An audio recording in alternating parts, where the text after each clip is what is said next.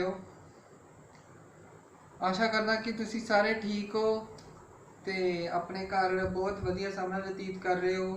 Online study चल रही है टीवी थ्रू ते तुसी ओदा पूरा फायदा उठा रहे हो। इसी स्टडी नू कंटिन्यू करते हुए बेटे अज मैं तुहाडे सामने जिहड़ा टॉपिक लैके आया ओदा नाम दस्सण तो पहला मैं तुहानू ये दसना चाहना कि ये जिहड़ा टॉपिक है जिहदे बारे असी चर्चा करन जा रहे हैं ये बहुत ही गंभीर विषय है। क्योंकि जे असी अज इस विषय बारे नहीं सोचांगे गंभीरता नाल ते साडियां आने वाली पीढ़ियां नूं इन्हां दा खामियाजा भुगतना पएगा ते उन्हां दा भविख जिहड़ा वो खराब होएगा। हुण इस तो पहले कि मैं अपना विषय तुहानूं दस्सां या उहनूं पढ़ाना शुरू करा तुसीं आ दो पिक्चर्स देखो एक दो वो पिक्चर देख के तुहानूं कुछ आइडिया हो जाएगा कि असी अज की पढ़न जा रहे हाँ।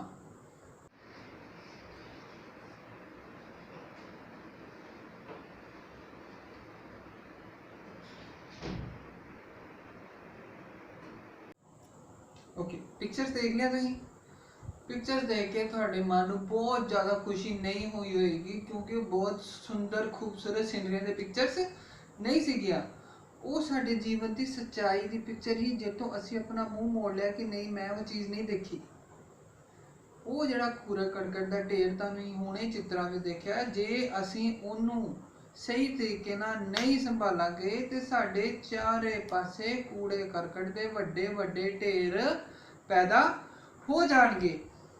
ते इसे उपराले लई सरकार ने साडे विषय विज्ञान दे विच ये चैप्टर इंकलूड किया है ताकि बचपन तो ही तुहानूं छोटी उम्र तो ही तुहानूं कूड़े करकट बारे सही संभाल की पहचान हो सके। तो इस विषय अधीन असी आज अपना पाठ पढ़न जा रहे हैं कूड़े करकट की संभाल अते निपटारे का प्रबंध and for the students in English medium garbage in and garbage out.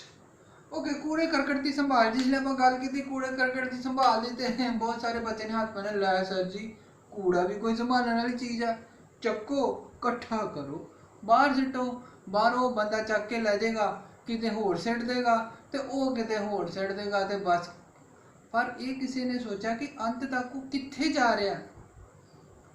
साडे देश विच विज्ञानिक शोध तो पता चलिया कि औसतन एक बंदा 1.5 तो 2 किलो कूड़ा रोज का पैदा कर रहा है। चल ठीक है 1.5 किलो किहड़ा ज़्यादा पर साडी जनसंख्या कितनी है 137 करोड़ 137 करोड़ किलो कूड़ा जदों रोज का इकट्ठा होना है तो उन्होंने कित्थे रखना कित्थे सिटना किस तरह प्रबंध करना एक बहुत वड्डी समस्या बन जाती है।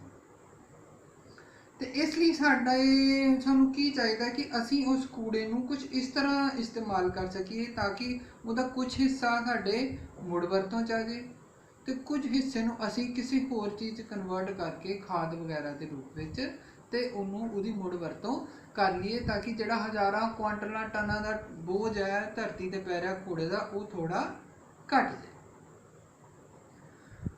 हुण इहदे लई की कीता कि जिहड़े साडे कूड़ा है इहदियां वख-वख कैटेगरियां बनाईयां गईयां ते उन्हां कैटेगरियां दे हिसाब नाल असीं उन्हां नूं डिस्पोज ऑफ करना। हुण बेटे वो समा नहीं आया कि कूड़ा ते जिथे मर्जी सिट दो।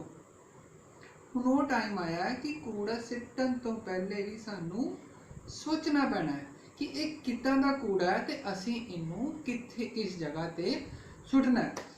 कूड़े दी मुख्य तौर पर 2 कैटेगरियां बनाई गई एक है जैव विघटनशील एक जैव अविघटनशील and for the students in English medium biodegradable and non biodegradable waste. वो कूड़ा करकट बायोडिग्रेडेबल या जैव विघटनशील वो कूड़ा जिहड़ा कि थोड़े समय बाद गल सड़ जाता है तो उन्होंने असी खाद के रूप में बदल के अपने खेतों में इस्तेमाल कर सकते हैं जिहदे नाल साडा कि बहुत सारा कूड़ा जिहड़ा वो ढेरां के बजाय साडे खेतों में खाद के रूप में वरते जा सकता है। तो नॉन बायोडिग्रेडेबल वेस्ट मतलब वो कूड़ा करकट जिवें प्लास्टिक पॉलीथीन या लोहे का समान प्लास्टिक एलूमीनियम वगैरह जिन्हों की गलन सड़न से काफ़ी ज़्यादा टाइम लगता है तो उसका प्रबंध करने दे वखरे तरीके ने तो इन्हां दा प्रबंध करने दे वखरे। इहदी तां आपां खाद बना ली ਉਹਦੀ ਆਪਾਂ ਖਾਦ ਨਹੀਂ ਬਣਾ ਸਕਦੇ। ਉਹਨਾਂ ਵਿੱਚ ਵੀ ਕੈਟਾਗਰੀਜ਼ ਹੈ, ਕਈ ਐਸੇ ਜਿਨ੍ਹਾਂ ਨੂੰ ਅਸੀਂ ਦੁਬਾਰਾ ਵਰਤੋਂ ਕਰ ਸਕਦੇ ਹਾਂ, ਜਿੱਦਾਂ ਕਿ ਲੋਹਾ ਹੋ ਗਿਆ ਜਾਂ ਮੈਟਲ ਹੋ ਗਏ, ਜਿੰਨੇ ਵੀ ਧਾਤਾਂ ਉਹਨਾਂ ਨੂੰ ਅਸੀਂ ਪਿਘਲਾ ਕੇ ਮੁੜ ਵਰਤੋਂ ਕੀਤੀ ਜਾ ਸਕਦੀ ਹੈ। ਪਲਾਸਟਿਕ ਦੀ ਵੀ ਕੁਝ ਹੱਦ ਤੱਕ ਕੀਤੀ ਜਾ ਸਕਦੀ ਹੈ, ਪਰ ਕੁਝ ਪਲਾਸਟਿਕ ਐਸੀ ਹੈ ਜਿਹਦੀ ਆਪਾਂ ਜਾਂ ਪੋਲੀਥੀਨ ਜਿਹਦੀ ਆਪਾਂ ਮੁੜ ਵਰਤੋਂ ਨਹੀਂ ਕਰ ਸਕਦੇ। ਫਿਰ ਅਜਿਹੇ ਕੂੜੇ ਨੂੰ ਅਸੀਂ ਕਿਸ ਤਰ੍ਹਾਂ ਇਹਦਾ ਪ੍ਰਬੰਧ ਕਰਾਂਗੇ, ਠੀਕ ਹੈ। ਇਸ ਇਹਨਾਂ ਦੇ ਅਧੀਨ ਆਪਾਂ ਆਪਣੇ ਪਾਠ ਵਿੱਚ ਕੁਝ ਚੀਜ਼ਾਂ ਬਾਰੇ ਸਟੱਡੀ ਕਰਾਂਗੇ। ਉਹ ਕਿਹੜੇ ਚੀਜ਼ਾਂ? ਸਭ ਤੋਂ ਪਹਿਲੇ ਸਾਨੂੰ ਪਤਾ ਹੋਣਾ ਚਾਹੀਦਾ ਕਿ ਫਾਲਤੂ ਪਦਾਰਥ ਕੀ ਹੈ, ਵੇਸਟ। दूसरी चीज कूड़ा करकट, what is garbage.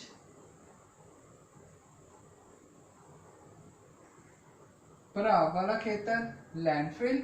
Compost, English विच भी नो कंपोस्टिंग ही कहांगे। वर्मी कंपोस्ट, इन इंग्लिश भी आल्सो से it vermi compost. And then मुड़ वरतों, इट इज रीसाइकल। सब तो पहले हैगा वेस्ट। वेस्ट की हैगा? वो हर एक चीज़ जिहड़ी कि साडी वरतों विच नहीं आ रही ਜਾਂ ਅਸੀਂ ਵਰਤੋਂ ਕਰਕੇ ਛੱਡ ਦਿੱਤੀ, ਹੁਣ ਸਾਨੂੰ ਨਹੀਂ ਚਾਹੀਦੀ, that is called as waste। ready?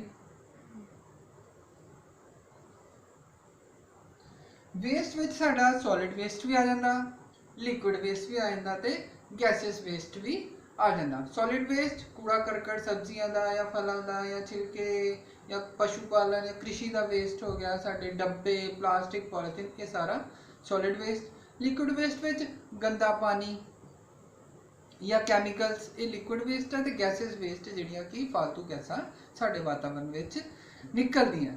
हुण अगली कैटागरी आ गई साडी कूड़ा करकट या गार्बेज।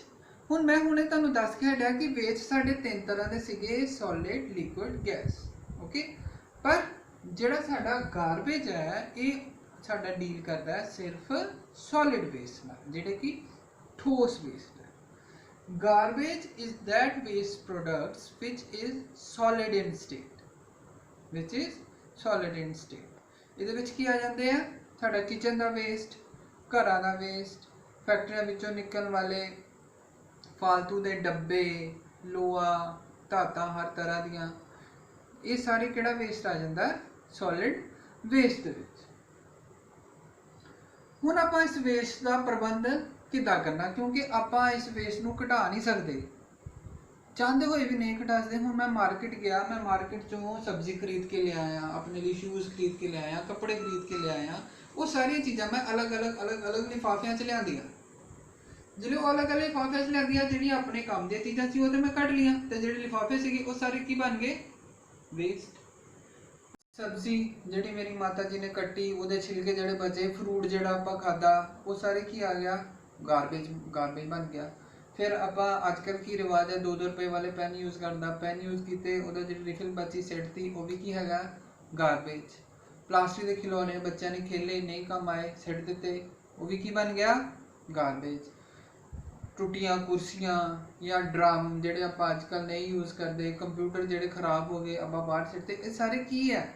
वेस्ट है, जिहड़े कि साडे किसी काम दे नहीं है। तो ये वेस्ट किहड़ी कैटेगरी च आ रहा है? गारबेज दी, क्योंकि सॉलिड वेस्ट है, ये साडी जमीन नूं या साडे वातावरण नूं भर रहा है। हुण सरकार ने की कीता या इस वेस्ट नूं घट करन लई पहला तरीका किहड़ा अपनाया गया? वो हैगा भराव वाला खेतर, लैंडफिल।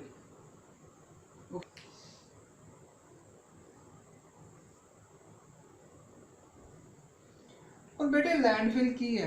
लैंड माने जमीन, फिल माने भरना। लैंडफिल विच की कीता जांदा कि शहरां दा या पिंडां दा जिहड़ा गारबेज है उन्हों इकट्ठा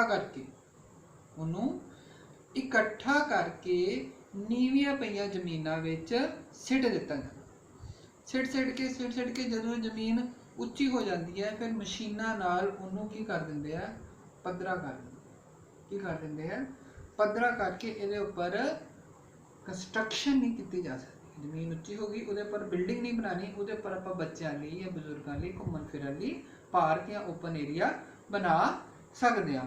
हुण उहनूं क्लीयर करने लई आ तुसीं इमेज देखियो, इस इमेज 'च तुहानूं पता लगना कि गारबेज नूं किस तरह उहदे नाल जमीन नूं भर के ते उहदे उपर पार्क बना दिते गए हैं।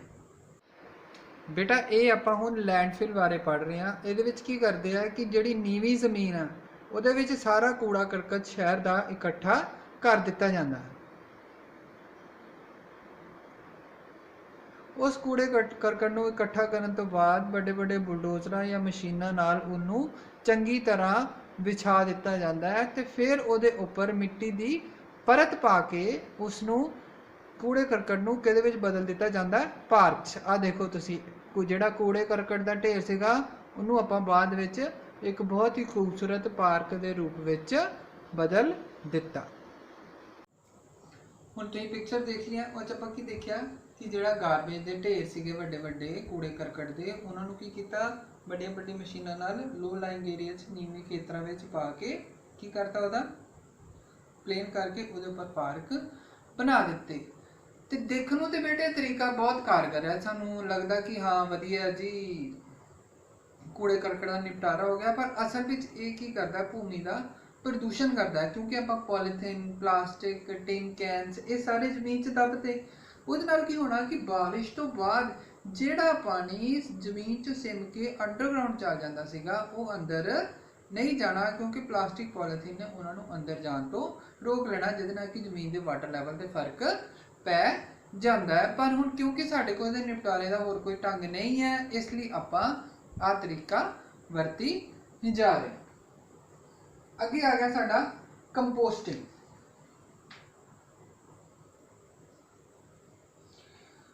ਹੁਣ ਬੇਟੇ ਜਿਹੜਾ ਕੰਪੋਸਟ ਆ, ਅਸੀਂ ਹਰ ਤਰ੍ਹਾਂ ਦੇ ਗਾਰਬੇਜ ਦੀ ਕੰਪੋਸਟਿੰਗ ਨਹੀਂ ਕਰ ਸਕਦੇ। ਜੇ ਤੁਹਾਨੂੰ ਯਾਦ ਹੋਏ ਤੇ ਜਿੱਦਾਂ ਹੀ ਟੌਪਿਕ ਸਟਾਰਟ ਹੋਇਆ ਸੀਗਾ ਆਪਾਂ ਗੱਲ ਕੀਤੀ ਸੀਗੀ ਕਿਹਦੀ, ਕਿ ਕੂੜੇ ਕਰਕਟ ਦੀਆਂ ਦੋ ਕੈਟਾਗਰੀਜ਼ ਹੈ, ਇੱਕ ਸੀਗਾ ਜੈਵ ਵਿਘਟਨਸ਼ੀਲ, ਇੱਕ ਸੀਗਾ ਜੈਵ ਅਵਿਘਟਨਸ਼ੀਲ, biodegradable waste and non biodegradable. Composting ਜਿਹੜੀ ਉਹ ਸਿਰਫ ਬਾਇਓਡੀਗ੍ਰੇਡੇਬਲ ਵੇਸਟ ਦੀ ਹੀ ਕੀਤੀ ਜਾ ਸਕਦੀ ਹੈ। ਹੁਣ ਕੰਪੋਸਟਿੰਗ ਹੈ ਕਿ ਕੰਪੋਸਟਿੰਗ ਕਰੇ, ਵਾਟ ਇਜ਼ ਕੰਪੋਸਟਿੰਗ? ਕੰਪੋਸਟਿੰਗ ਕੀ ਕੀਤਾ ਜਾਂਦਾ ਕਿ ਉਹ ਕੂੜਾ ਕਰਕਟ ਜਿਹੜਾ ਕਿ ਗਲ ਸੜ ਜਾਂਦਾ ਹੈ, ਜਿਸ ਤਰ੍ਹਾਂ ਕਿ ਸਬਜ਼ੀਆਂ ਦੇ ਕਿਚਨ ਦਾ ਸਾਡਾ ਸਾਰਾ ਵੇਸਟ ਆ ਗਿਆ, ਸਬਜ਼ੀਆਂ ਫਲਾਂ ਦੇ ਛਿਲਕੇ, ਜਿਹੜਾ ਅਸੀਂ ਪਸ਼ੂ ਪਾਲਣ ਕਰਦੇ ਆ ਉਹਨਾਂ ਦਾ ਗੋਬਰ ਜਾਂ ਹੋਰ ਉਹਨਾਂ ਦੇ ਜਿਹੜੇ ਚਾਰਾ ਬਚ ਜਾਂਦਾ ਹੈ, ਤੇ ਜਾਂ ਫਿਰ ਸਾਡੇ ਕਾਗਜ਼ ਜਾਂ ਗੱਤਾ, ਇਹ ਸਾਰੀ ਐਸੀਆਂ ਚੀਜ਼ਾਂ ਜਿਹੜੀਆਂ ਗਲ ਜਾਂਦੀਆਂ। ਕੰਪੋਸਟਿੰਗ ਵਿੱਚ ਕੀ ਕੀਤਾ ਜਾਂਦਾ, ਜ਼ਮੀਨ ਵਿੱਚ ਇੱਕ ਖੱਡਾ ਕੱਢ ਕੇ ਜਾਂਦਾ, ਉਸ ਖੱਡੇ ਵਿੱਚ ਇਸ ਸਾਰੇ ਵੇਸਟ ਨੂੰ ਪਾ ਦਿੱਤਾ ਜਾਂਦਾ। ਇਸ ਵੇਸਟ ਨੂੰ ਪਾ ਕੇ ਵਿੱਚ ਥੋੜਾ ਵਾਟਰ ਪਾ ਕੇ ਫਿਰ ਇਹਨੂੰ ਜ਼ਮੀਨ ਨੂੰ ਢੱਕ ਦਿੱਤਾ ਜਾਂਦਾ ਤੇ ਉੱਪਰ ਇੱਕ ਤਖਤੀ ਲਗਾ ਦਿੱਤੀ ਜਾਂਦੀ ਕਿ ਇੰਨੀ ਤਰੀਕ ਨੂੰ ਉਹ ਖੱਡਾ ਬੰਦ ਕੀਤਾ ਗਿਆ ਸੀਗਾ। 40 ਤੋਂ 45 ਦਿਨਾਂ ਬਾਅਦ ਉਹ ਪੂਰਾ ਜਿਹੜਾ ਅੰਦਰ ਆਪਾਂ ਵੇਸਟ ਮਟੀਰੀਅਲ ਪਾਇਆ ਸੀ ਉਹ ਗਲ ਸੜ ਕੇ ਕਾਲੇ ਰੰਗ ਦੀ ਖਾਦ ਵਿੱਚ ਤਬਦੀਲ ਹੋ ਜਾਂਦਾ, ਜਿਹਦੀ ਕਿ ਬਿਲਕੁਲ ਵੀ ਸਮੈਲ ਨਹੀਂ ਹੁੰਦੀ। ਜਿੱਦਾਂ ਆਮ ਹੀ ਸਬਜ਼ੀਆਂ ਜਦੋਂ ਕਿਚਨ 'ਚ ਖਰਾਬ ਹੁੰਦੀਆਂ ਤਾਂ ਸਮੈਲ ਆ ਜਾਂਦੀ ਨਾ, ਜਦੋਂ ਉਹ ਕੰਪੋਸਟ ਬਣ ਜਾਂਦਾ ਤੇ ਉਹਦੀ ਬਿਲਕੁਲ ਵੀ ਸਮੈਲ ਨਹੀਂ ਆਉਂਦੀ, ਤੇ ਫਿਰ ਆਪਾਂ ਉਹਨੂੰ ਖੇਤਾਂ ਵਿੱਚ ਖਾਦ ਦੇ ਰੂਪ ਵਿੱਚ ਵਰਤ ਸਕਦੇ ਹਾਂ। ਆ ਪਿਕਚਰਸ ਤੋਂ ਤੁਹਾਨੂੰ ਹੁਣ ਕਲੀਅਰ ਹੋ ਜਾਣਾ ਕਿ ਕਿਸ ਤਰ੍ਹਾਂ ਕੰਪੋਸਟ ਦੀ ਵਿਧੀ ਨੂੰ ਪਹਿਲੇ ਖੱਡਾ ਕੱਢ ਕੇ ਫਿਰ ਵਿੱਚ ਸਬਜ਼ੀਆਂ ਪਾ ਕੇ ਦੱਬ ਕੇ ਤੇ ਫਿਰ ਉਹਨੂੰ ਬਣਾਇਆ ਜਾਂਦਾ। ਪਿਆਰੇ ਬੱਚਿਓ, ਇਹ ਹੁਣ ਮੈਂ ਤੁਹਾਨੂੰ ਦਿਖਾ ਰਿਹਾ ਕਿ ਕੰਪੋਸਟ ਖਾਦ ਕਿੱਦਾਂ ਤਿਆਰ ਕੀਤੀ ਜਾਂਦੀ ਹੈ। ਪਹਿਲੇ ਇੱਕ ਖੱਡਾ ਕੱਢ ਲਿਆ ਜਾਂਦਾ ਤੇ ਉਸ ਖੱਡੇ ਦੇ ਵਿੱਚ ਦੇਖੋ ਕੀ ਪਾਇਆ, ਹਰੇ ਪੱਤੇ। ਆ ਹੁਣ ਤੁਸੀਂ ਦੇਖ ਰਹੇ ਹੋ, ਆ ਵੀ ਉਸ ਖੱਡੇ ਵਿੱਚ ਪਾਉਣ ਵਾਲਾ ਸਮਾਨ ਹੀ ਹੈ। ਇਹ ਕੀ ਹੈਗਾ, ਸੁੱਕੀਆਂ ਟਹਿਣੀਆਂ, ਖੇਤੀ ਦਾ ਬਚਿਆ ਹੋਇਆ ਸਮਾਨ, ਸੁੱਕੇ ਪੱਤੇ,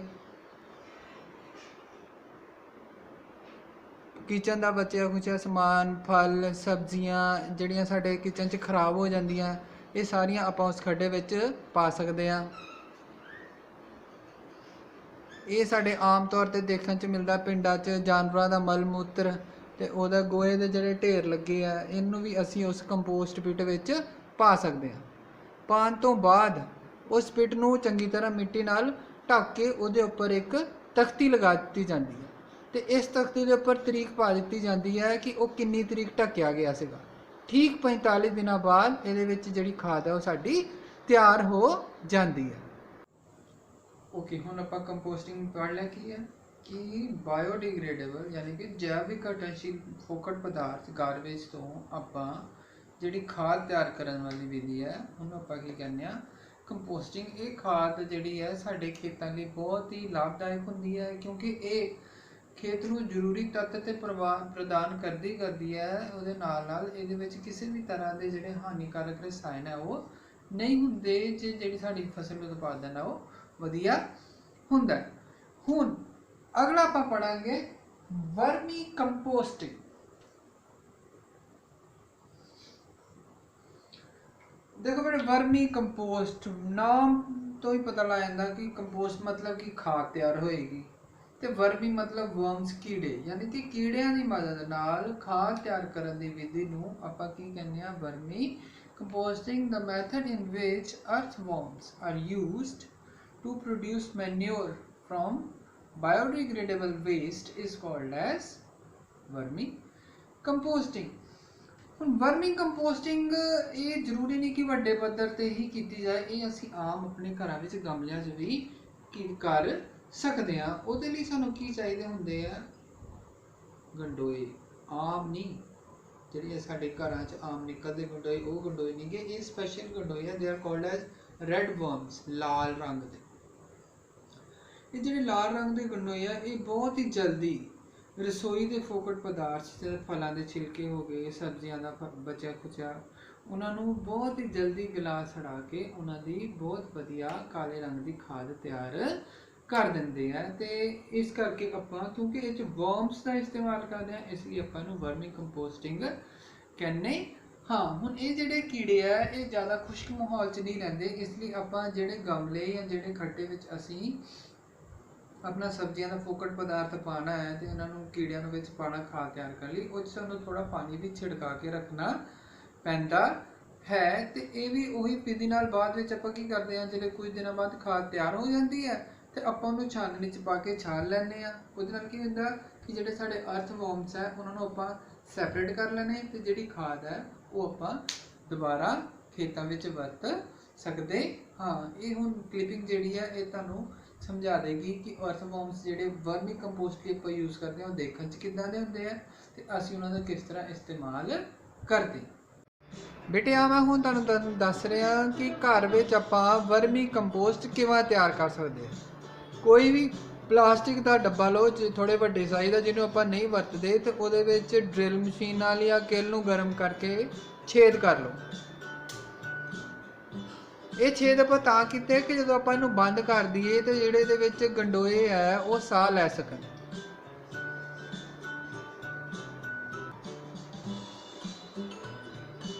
आ देखो इहदे विच खाद तैयार हो रही है। अब इच आपां की पाया टुट्टियां टहनियां या पत्ते किचन चो जिहड़ा भी बचदा तुसीं देखोगे इहदा रंग हौली हौली काला हो रहा, इहदा मतलब कि खाद तैयार हो रही है। ਇਹਦੇ ਵਿੱਚ ਸਾਨੂੰ ਉਹ ਗੰਡੋਏ ਵੀ ਨਜ਼ਰ ਆ ਰਹੇ ਆ ਲਾਲ ਰੰਗ ਦੇ ਜਿਨ੍ਹਾਂ ਦੀ ਆਪਾਂ ਵਰਤੋਂ ਕਰਦੇ ਆ ਵਰਮੀ ਕੰਪੋਸਟ ਤਿਆਰ ਕਰਨ ਲਈ। ਹੁਣ ਆਪਾਂ ਇਸ ਕੰਪੋਸਟ ਤਿਆਰ ਕਰਨ ਲਈ ਇਸ ਡੱਬੇ ਵਿੱਚ ਕੀ ਕੀ ਪਾ ਸਕਦੇ ਆ? ਕਿਚਨ ਦੀਆਂ ਬਚੀਆਂ ਹੋਈਆਂ ਸਬਜ਼ੀਆਂ ਦੇ ਛਿਲਕੇ ਜਾਂ ਫਿਰ ਕਈ ਵਾਰ ਅਸੀਂ ਘਰ ਸਬਜ਼ੀਆਂ ਉਗਾ ਲੈਂਦੇ ਉਹਨਾਂ ਨੂੰ ਕੱਟ ਲੈਂਦੇ, ਉਹਨਾਂ ਦੇ ਜਿਹੜਾ ਫੋਕਟ ਪਦਾਰਥ ਬਚਦਾ ਉਹ ਵੀ ਅਸੀਂ ਪਾ ਸਕਦੇ ਆ। ਪਰ ਖਿਆਲ ਰੱਖਣਾ ਕਿ ਜੜ੍ਹਾਂ ਨਹੀਂ ਪਾਣੀਆਂ। आ देखो अकेले का तना। बेटे सारिया चीज़ों की आप वरतों वर्मी कंपोस्ट तैयार करने लई कर सकते हैं। एक गल याद रखनी कि इन्हों साबते नहीं पाना, इन्हों कट के छोटे छोटे टुकड़ों में पाना तो जड़ा जड़ियाँ ज़्यादा सख्त है वो आप नहीं पावांगे।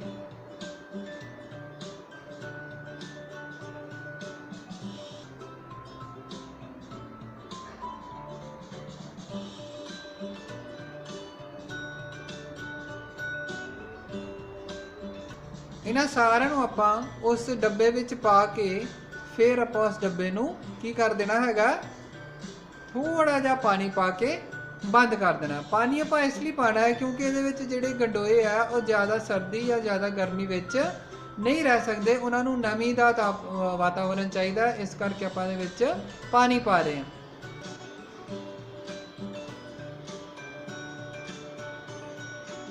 इस डब्बे नूं आपां धुप्पे नहीं रखना, फिर छां विच रखना है। अच्छा बेटे हुण आपां वर्मिंग कंपोस्टिंग देख ली कि किस तरह अर्थवॉर्म्स की मदद नाल रेड कलर के अर्थवॉर्म्स की मदद नाल असीं खाद तैयार कर ली अपने हाउस होल्ड किचन के वेस्ट तो। याद रखना कंपोस्टिंग विच आपां कीड़े यूज़ नहीं करते, वर्मी कंपोस्टिंग विच ही आपां कीड़े यूज़ करना। तो हुण आपां इस गल की अहमियत समझ गए कि जिहड़ा कूड़ा है उसका निपटारा करना बहुत जरूरी है। तो असी इदा मिक्स करके बिना सोचे समझे कूड़े नूं सिट नहीं सकते। जिहड़ी गल मैं तुहानूं पहले कह चुकिया कि थिंक एंड थ्रो, हुण सानूं कूड़ा सिੱਟਣ तो पहले भी सोचना पैना। ਤੁਸੀਂ आम करके देखो ना, लोग की करते कि ਜਿਹੜੇ सब्जियां के छिलके है या घरों बचते उन्होंने लिफाफे च पा के ढेरां ते सुੱਟ दिंदे आ। ते ਜਿਹੜੇ आवारा पशु बेचारे सब्जी के भुलेखे लिफाफा भी खा जाते हैं, तो उन्होंने पेट में कई किलो जो कचरा है लिफाफे इकट्ठे हो जाते हैं। हुण इस समस्या तो बचण लई वो बेचारे जाना तड़फ के मर जाते हैं। हुण इस समस्या तो बचण लई आपां की करना कि अपने घर तो जिहड़ा कूड़ा बाहर कढना है ਉਹਦੇ आपां कैटेगरीज बना लो। ਉਹਦੇ ਲਈ ਕੀ ਕੀਤਾ ਜਾਂਦਾ ਹੈ, ਘਰਾਂ ਵਿੱਚ ਜਾਂ ਫੈਕਟਰੀ ਵਿੱਚ ਜਾਂ ਫਿਰ ਜਿਹੜੇ ਸਾਡੇ ਉਹ ਹੈਗੇ ਆ ਹੋਟਲ ਵਗੈਰਾ, ਉੱਥੇ ਦੋ ਤਰ੍ਹਾਂ ਦੇ ਡਸਟਬਿਨ ਯੂਜ਼ ਕੀਤੇ ਜਾਂਦੇ ਆ, ਇੱਕ ਹਰੇ ਤੇ ਇੱਕ ਨੀਲੇ, green dustbins and blue dustbin. ਹੁਣ ਇਹਨਾਂ ਦੋਨਾਂ 'ਚ ਕੀ ਫਰਕ ਹੈ? ਜਿਹੜਾ ਹਰਾ ਡਸਟਬਿਨ ਹੈ, ਗ੍ਰੀਨ ਡਸਟਬਿਨ, ਇਹਦੇ ਵਿੱਚ ਆਪਾਂ ਉਹ ਵਾਲਾ ਕੂੜਾ ਪਾਣਾ ਹੈ ਜਿਹੜਾ ਕਿ ਗਲ ਸੜ ਜਾਂਦਾ ਹੈ, ਜਿਹਨੂੰ ਕਿ ਜੇ ਅਸੀਂ ਬਾਹਰ ਸਿੱਟ ਵੀ ਦਈਏ ਤੇ ਜਾਨਵਰ ਉਹਦਾ ਇਸਤੇਮਾਲ कर सकते हैं। जो बायोडिग्रेडेबल वेस्ट है जिन्हों आप खाद बनाने में भी इस्तेमाल किया जा सकता है, वो वाला कूड़ा जो आप हरे रंग के डस्टबिन च पाना है। गिला कूड़ा जिन्हों कहते, तो सुक्का कूड़ा जिदा पेपर हो गई, प्लास्टिक हो गई, गत्ते हो गए, इन्हों आप या लोहे का वेस्ट हो गया, कंप्यूटर या लकड़ी के टुकड़े, इन्हों आप ब्लू डस्टबिन नीले रंग के डस्टबिन च पाना है, ताकि इस प्रोडक्ट में जोड़ा वो सैग्रीगेट करके लोहा वखरा किया जा सके, प्लास्टिक वखरी, तो उन्होंने रीसाइकल किया जा सके। रीसाइकल यानी कि पुनर्चक्रण, यानी कि वो चीज़ जिन्हों आप एक बार वरत लिया उन्होंने दोबारा आप किद्दां वरत सकते हैं। आम जिंदगी साडे लाइफ में सब तो ज़्यादा जी चीज़ जिन्हों रीसाइकल की जाती है वो हैगी पेपर और प्लास्टिक। हुण पेपर की रीसाइकलिंग जी है वो इसलिए इंपॉर्टेंट हैगी है क्योंकि जो पेपर है वो बनता है लकड़ी तो लकड़ी कितों मिलती है? रुखों तो। जे असीं पेपर को रीसाइकल नहीं करांगे, उन्होंने वेस्ट करी जावांगे, तो फिर की होना, ज़्यादा तो ज़्यादा रुख कट के नवें जिहड़े कागज़ वो बनाने पैणगे, जिहदे करके कि रुखां की तादाद जिहड़ी घट जाएगी तो साडी धरती ते ऑक्सीजन की मात्रा भी घट जाएगी। इसलिए सानूं की करना चाहिए कि जिहड़े साडे घरां च गत्ते है, कागज़ है, अखबारां, मैगजीनां, इन्हां सारिਆਂ ਨੂੰ ਅਸੀਂ रद्दी वाले नूं दे दईए ताकि वो इन्हों की कर सके, फैक्ट्रियां विच पहुँचा के इन्हों गला सड़ा के इन्हों तो दोबारा जिहड़ा पेपर तैयार किया जा सके। इहदे नाल असीं हज़ारां लखां रुखां नूं कट्टण तो बचा सकते हैं ते काफ़ी मात्रा विच प्रदूषण जिहड़ा उहनूं घटाउण विच असीं अपना योगदान पा सकते हैं। दूसरी चीज़ जिहड़ी हैगी है अजकल साडी लाइफ का बहुत ही जरूरी हिस्सा बन चुकी है, वो हैगी है प्लास्टिक। हुण एक पल ही सोचिए कि साडी जिंदगी विच जे प्लास्टिक ना होए तो सवेर तो लैके शाम तक साडी जिंदगी किद्दां चलेगी? हज़ारां लखां चीज़ां साडे आले दुआले इदां दियां जिहड़ियां कि प्लास्टिक दियां बणियां होईयां। प्लास्टिक बहुत जरूरी है क्योंकि वो हल्की है, उन्होंने जंग नहीं लगता, जिहड़ा मर्जी आप एक जगह तो दूसरी जगह कैरी करके ले सकते हैं, वो एयर टाइट आसानी नाल बन जाती है तो सस्ती भी हैगी है। इस करके जिहड़ी प्लास्टिक ही इहदी लोड़ बहुत ज़्यादा बढ़ गई। पर प्लास्टिक तक मेन हानि आ हुई कि इनू जे तुसीं हज़ारां सालों तक बाहर पई रहे, ये जल्दी किते खत्म नहीं होंदी। कई 100 साल लग जाते इनू गल सड़ के खत्म, 100 नहीं हज़ारां साल लग जाते एक मोटी प्लास्टिक नू वातावरण विच खत्म होने लई। फिर इहदा की हल करिए? क्योंकि प्लास्टिक तो असीं वरतन तो बाहर नहीं आ सकते क्योंकि साडी जिंदगी का बहुत जरूरी हिस्सा है। फिर इन्होंने की आपां की करना है कि जिहड़ी प्लास्टिक है उसकी भी मुड़ वरतों कर सकते हैं। तो गली च आम लोग जाते देखे होने, जिहड़े हॉकर्स होंदे कि प्लास्टिक के बदले आ लै लो, सब्जी लै लो, या प्लास्टिक के बदले बर्तन लै लो। वो की करते हैं, प्लास्टिक अपने घर थोड़ी रख लेंगे, वो इस प्लास्टिक नूं फैक्ट्रियां विच पहुँचा के रीसाइकल कर लेंगे। उस प्लास्टिक नूं गला के दोबारा नवीं जिहड़ी प्लास्टिक है वो तैयार कर लई जाती है। पर एक गल याद रखनी कि जी हर तरह की प्लास्टिक है उन्होंने आप रीसाइकल नहीं कर सकते। प्लास्टिक की भी एक मोटाई निश्चित है, उस मोटाई की प्लास्टिक ही आप रीसाइकल कर सकते हैं। तो इसलिए कोशिश करनी कि जो तुम बाजार जाओ या कुछ प्रोडक्ट्स खरीदो तो वही प्लास्टिक खरीदो जिन्हों आप रीसाइकल ਬੇਟੇ ਜਿੱਦਾਂ ਮੈਂ ਤੁਹਾਨੂੰ ਦੱਸਿਆ ਸੀ ਕਿ ਪਲਾਸਟਿਕ ਤੇ ਕਾਗਜ਼ ਸਾਡੇ ਜੀਵਨ ਦਾ ਇੱਕ ਅਮੋਲ ਹਿੱਸਾ ਬਣ ਚੁੱਕੇ ਹਨ ਅਤੇ ਇਹੀ ਸਾਡੇ ਗਾਰਬੇਜ ਦਾ ਕੂੜੇ ਕਰਕਟ ਦਾ ਇੱਕ ਵੱਡਾ ਹਿੱਸਾ ਹਨ। ਤੇ ਇਹਨੂੰ ਖਤਮ ਕਰਨ ਲਈ ਆਪਾਂ ਪਹਿਲਾਂ ਟਾਂਕੀ ਸੋਚਿਆ ਸੀ ਕਿ ਜਲਾ ਦਈਏ। ਆ ਦੇਖੋ ਜੇ ਇਹਨੂੰ ਜਲਾਇਆ ਜਾ ਰਿਹਾ ਤੇ ਇਹਨਾਂ ਵਿੱਚੋਂ ਨਿਕਲਣ ਵਾਲਾ ਜ਼ਹਿਰੀਲਾ ਧੂਆਂ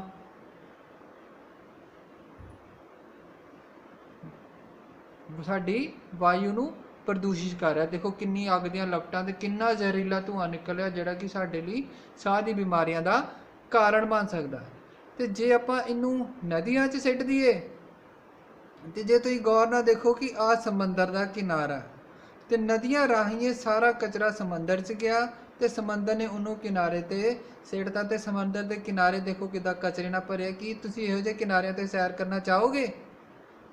ਇਸ ਤਸਵੀਰ ਨੂੰ ਵੀ ਗੌਰ ਨਾਲ ਤੁਸੀਂ ਦੇਖੋ ਤੇ ਤੁਹਾਨੂੰ ਪਤਾ ਚੱਲੇਗਾ ਕਿ ਇਹ ਆਦਮੀ ਨਦੀ ਵਿੱਚ ਬੇੜੀ ਚਲਾ ਰਿਹਾ ਹੈ। ਇੱਥੇ ਤੁਹਾਨੂੰ ਕਚਰਾ ਜ਼ਿਆਦਾ ਤੇ ਪਾਣੀ ਤਾਂ ਬਹੁਤ ਹੀ ਘੱਟ ਨਜ਼ਰ ਆ ਰਿਹਾ। ਇਸ ਲਈ ਤੁਹਾਨੂੰ ਕਿਹਾ ਗਿਆ ਹੈ ਕਿ ਜਿਹੜੇ ਇੱਦਾਂ ਦੇ ਵੇਸਟ ਪ੍ਰੋਡਕਟ ਹੈ ਉਹਨਾਂ ਨੂੰ ਆਪਾਂ ਜਲਾਣਾ ਨਹੀਂ, ਪਹਿਲੇ ਸੋਚੋ ਫਿਰ ਸਿੱਟੋ, ਉਹਨਾਂ ਨੂੰ ਰੀਸਾਈਕਲ ਕਰਨ ਲਈ ਭੇਜੋ ਤਾਂ ਕਿ ਸਾਡੇ ਵਾਤਾਵਰਣ ਵਿੱਚ ਪ੍ਰਦੂਸ਼ਣ ਘਟ ਸਕੇ। ਬੇਟੇ ਇਹ ਉਹ ਨਿਸ਼ਾਨ ਹੈ ਜੋ ਉਸ ਪਲਾਸਟਿਕ ਤੇ ਪਾਇਆ ਜਾਂਦਾ ਹੈ ਜਿਹੜੀ ਕਿ ਆਪਾਂ ਰੀਸਾਈਕਲ ਕਰ ਸਕਦੇ ਹਾਂ। ਯਾਦ ਰੱਖਣਾ ਪਲਾਸਟਿਕ ਲੈਣ ਵੇਲੇ ਇਹ ਨਿਸ਼ਾਨ ਜ਼ਰੂਰ ਚੈੱਕ ਕਰਨਾ। ਹੁਣ ਆਪਾਂ ਇੱਕ ਛੋਟੀ ਜਿਹੀ ਐਕਟੀਵਿਟੀ ਕਰਾਂਗੇ ਜਿਸ 'ਚ ਤੁਸੀਂ ਆਪਣੇ ਘਰ ਹੀ ਪੇਪਰ ਬਣਾ ਸਕਦੇ ਹੋ। ਬੇਟਾ ਹੁਣ ਆਪਾਂ ਦੇਖਾਂਗੇ ਕਿ ਘਰ ਵਿੱਚ ਆਪਾਂ ਪੇਪਰ ਕਿੱਦਾਂ ਤਿਆਰ ਕਰ ਸਕਦੇ ਹਾਂ। ਇੱਕ ਮਿਕਸੀ ਵਿੱਚ ਥੋੜ੍ਹਾ ਜਿਹਾ ਗਰਮ ਪਾਣੀ ਤੇ ਅਖਬਾਰਾਂ ਜਿਹੜੀਆਂ ਬਚੀਆਂ ਜਾਂ ਕਾਗਜ਼ ਤੁਹਾਡੀ ਕਾਪੀਆਂ ਦੇ ਫਟੇ ਪੁਰਾਣੇ ਉਹਨਾਂ ਨੂੰ ਇਕੱਠੇ ਕਰਕੇ ਪਾ ਦਿਓ। ਪਾਉਣ ਤੋਂ ਬਾਅਦ ਮਿਕਸੀ ਨੂੰ ਥੋੜ੍ਹੀ ਦੇਰ ਚਲਾਓ। ਜੇ ਤੁਹਾਡੇ ਘਰ ਮਿਕਸੀ ਨਹੀਂ ਹੈਗੀ ਤਾਂ ਤੁਸੀਂ ਚਮਚ ਜਾਂ ਕਿਸੇ ਤਿੱਖੀ ਚੀਜ਼ ਨਾਲ ਘੁਮਾ ਕੇ ਵੀ ਇਹਦਾ ਪੇਸਟ ਬਣਾ ਸਕਦੇ ਹੋ। ਫਿਰ ਇੱਕ ਫਰੇਮ ਦੇ ਉੱਪਰ ਆਪਾਂ ਥੱਲੇ ਕੱਪੜਾ ਲਗਾ ਕੇ ਉਹਦੇ ਉੱਪਰ ਇੱਕ ਜਾਲੀ ਲਗਾ ਲੈਣੀ ਹੈ ਤੇ ਉਹਦੇ ਉੱਪਰ ਆ ਜਿਹੜਾ ਪੇਸਟ ਤਿਆਰ ਕੀਤਾ ਸਾਰਾ ਆਪਾਂ ਪਾ ਦੇਣਾ। ਇਹਨੂੰ ਆਪਾਂ ਥੋੜ੍ਹਾ ਹਿਲਾਵਾਂਗੇ ਤਾਂ ਕਿ ਜਿਹੜਾ ਪੇਸਟ ਹੈ ਉਹ ਸਾਰੇ ਬਰਾਬਰ ਵਿਛ ਜਾਏ। ਫਿਰ ਆਪਾਂ ਫਰੇਮ ਹਟਾ ਲਵਾਂਗੇ ਤੇ ਫਰੇਮ ਨੂੰ ਹਟਾਉਣ ਤੋਂ ਬਾਅਦ ਕਿਸੇ ਸਖਤ ਬੋਰਡ ਨਾਲ ਉਹਨੂੰ ਜ਼ੋਰ ਦੀ ਪ੍ਰੈਸ ਕਰ ਦਾਂਗੇ। ਇਹਦੇ ਨਾਲ ਕੀ ਹੋਏਗਾ, ਇੱਕ ਤਾਂ ਉਹ ਪਲੇਨ ਹੋ ਜਾਏਗਾ ਤੇ ਦੂਸਰਾ ਉਹਦੇ ਵਿਚਲਾ ਵਾਧੂ ਪਾਣੀ ਜਿਹੜਾ ਉਹ ਨਿਕਲ ਜਾਏਗਾ। ਹੁਣ ਇੱਕ ਵੇਲਣੇ ਦੀ ਮਦਦ ਨਾਲ ਜਾਂ ਕਿਸੇ ਵੀ ਪਾਈਪ ਦੀ ਮਦਦ ਨਾਲ ਅਸੀਂ ਇਹਨੂੰ ਚੰਗੀ ਤਰ੍ਹਾਂ ਵੇਲ ਦਾਂਗੇ ਤਾਂ ਕਿ ਇਹ ਪੇਪਰ ਇੱਕਦਮ ਪਲੇਨ ਹੋ ਜਾਏ। ਹੁਣ ਉੱਪਰ ਵਾਲੇ ਫਰੇਮ ਨੂੰ ਹਟਾ ਲਾਂਗੇ ਤੇ ਥੱਲੇ ਸਾਨੂੰ ਪਤਲਾ ਪੇਪਰ ਮਿਲ ਜਾਏਗਾ। ਵੇਲਣੇ ਦੀ ਮਦਦ ਨਾਲ ਇਹਨੂੰ ਦੁਬਾਰਾ ਵੇਲ ਕੇ ਆਪਾਂ ਪਲੇਨ ਕਰ ਲਾਂਗੇ। ਕੁਝ ਦੇਰ ਤੱਕ ਇਹਨਾਂ ਫਰੇਮਾਂ ਨੂੰ ਸੁੱਕਣ ਦਿਓ ਤੇ ਫਿਰ ਬਲੇਡ ਦੀ ਮਦਦ ਨਾਲ ਜਾਂ ਕਿਸੇ ਤਿੱਖੀ ਚੀਜ਼ ਦੀ ਮਦਦ ਨਾਲ ਫਰੇਮ ਤੋਂ ਤੁਸੀਂ ਆਪਣੀ ਗੱਤੇ ਜਾਂ ਕਾਗਜ਼ ਦੀ ਸ਼ੀਟ ਜਿਹੜੀ ਤਿਆਰ ਕੀਤੀ ਹੈ ਉਹਨੂੰ ਅਲੱਗ ਕਰ ਸਕਦੇ ਹੋ।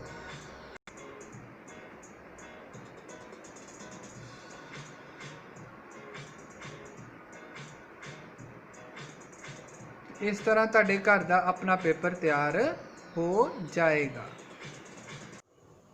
ਓਕੇ ਬੇਟੇ, ਹੁਣ ਜਿਹੜਾ ਤੁਸੀਂ ਇਮੇਜਸ ਦੇਖੀਆਂ ਇਹ ਤੋਂ ਤੁਹਾਨੂੰ ਕਲੀਅਰ ਹੋ ਗਿਆ ਕਿ ਜਿਹੜਾ ਗਾਰਬੇਜ ਹੈ ਨਾ ਪਲਾਸਟਿਕ ਤੇ ਪੋਲੀਥੀਨ ਵਾਲਾ ਨਾ ਆਪਾਂ ਇਹਨੂੰ ਜਲਾ ਕੇ ਖਤਮ ਕਰ ਸਕਦੇ ਹਾਂ ਕਿਉਂਕਿ ਇਹ ਸਾਡੀ ਵਾਯੂ ਨੂੰ ਪ੍ਰਦੂਸ਼ਿਤ ਕਰ ਦਿੰਦਾ ਤੇ ਨਾ ਹੀ ਆਪਾਂ ਇਹਨੂੰ ਪਾਣੀ ਵਿੱਚ ਸਿੱਟ ਕੇ ਖਤਮ ਕਰ ਸਕਦੇ ਹਾਂ। ਇਹਨੂੰ ਖਤਮ ਕੀਤਾ ਹੀ ਨਹੀਂ ਜਾ ਸਕਦਾ।